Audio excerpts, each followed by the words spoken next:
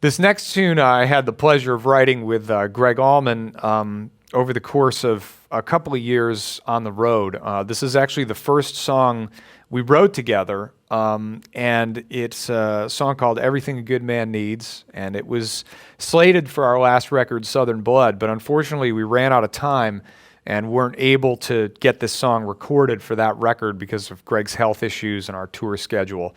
So I held on to the song, and eventually my good friend Chank Middleton, who was, of course, with Greg since the very beginning of the Allman Brothers, one of his best friends and his assistant on the road, and just a wonderful guy who's still a dear friend of mine, of course.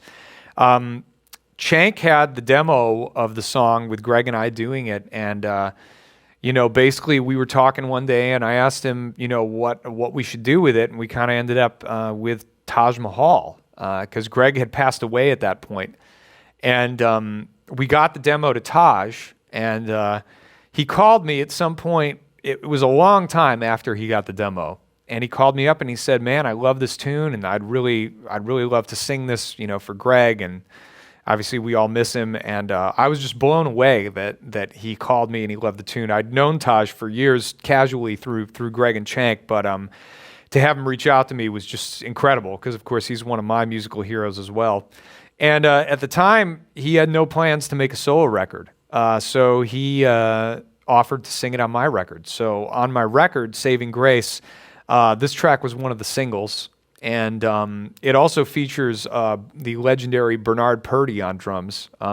It's the only song on the record that was not recorded in Muscle Shoals, Alabama, or Memphis, as a matter of fact, because this came in right under our release deadline. Pretty much, we had to hold that record back to do this recording in New York City.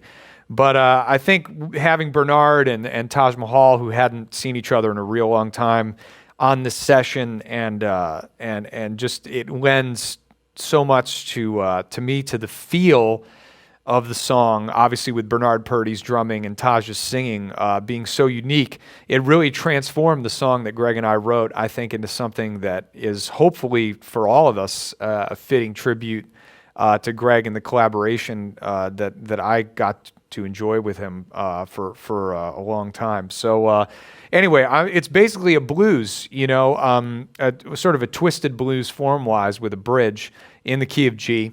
And both Greg and I were big fans of Johnny Guitar Watson, and I think that there's a lot of his sort of 70s era influence on this track. So today I'm going to break down how I play the rhythm guitar part to this song live.